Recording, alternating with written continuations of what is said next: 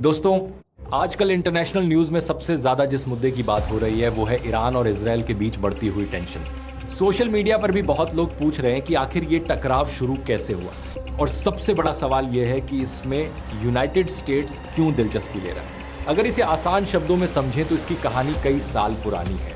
1979 में ईरान में एक बड़ी क्रांति हुई थी जिसे ईरानियन रेवोल्यूशन कहा जाता है। इस क्रांति के बाद ईरान की नई सरकार ने इजराइल को देश के रूप में मानने से इनकार कर दिया। यहीं से दोनों देशों के रिश्ते धीरे धीरे खराब होने लगे। समय के साथ ईरान और इजराइल एक दूसरे के बड़े विरोधी बन गए।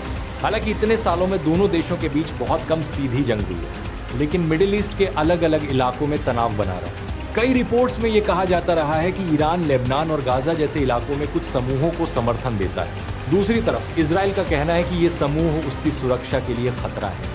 इसी वजह से कई बार इजराइल ने सीरिया में उन ठिकानों पर हवाई हमले किए जहां उसे शक था कि ईरान से जुड़े लोग मौजूद हैं। समय के साथ एक और बड़ा मुद्दा सामने आया और वो था ईरान का न्यूक्लियर प्रोग्राम।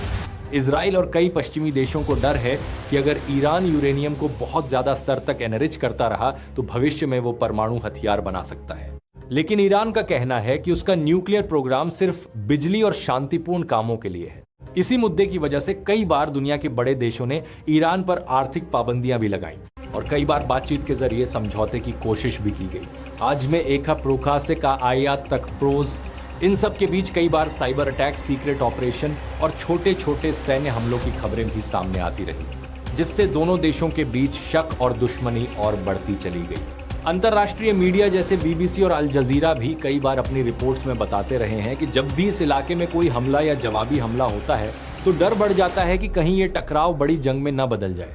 अब सवाल आता है कि अमेरिका इसमें क्यों शामिल होता दिखाई देता है। दरअसल अमेरिका और इजराइल कई दशकों से बहुत करीबी सहयोगी रहे हैं। अमेरिका इजराइल को सुरक्षा सिस्टम, हथियार और तकनीकी मदद भी देता है। इसलिए जब भी मिडिल ईस्ट में हालात खराब होते हैं तो अमेरिका इस पूरे मामले पर कड़ी नजर रखता है और कई बार बातचीत या दबाव के जरिए हालात को संभालने की कोशिश करता है। विशेषज्ञों का मानना है कि अगर ईरान और इजराइल के बीच तनाव और बढ़ गया तो इसका असर सिर्फ इन दो देशों तक सीमित नहीं रहेगा।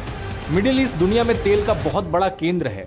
अगर इस क्षेत्र में बड़ी जंग होती है तो तेल की कीमतें बढ़ सकती हैं और इसका असर पूरी दुनिया की अर्थव्यवस्था पर पड़ सकता है। इसी वजह से आज पूरी दुनिया ईरान और इजराइल के बीच बढ़ती इस टेंशन को बहुत ध्यान से देख रही है, क्योंकि ये सिर्फ दो देशों का विवाद नहीं है। इसके पीछे राजनीति, सुरक्षा और दुनिया की बड़ी ताकतों के रिश्ते भी जुड़े हुए हैं।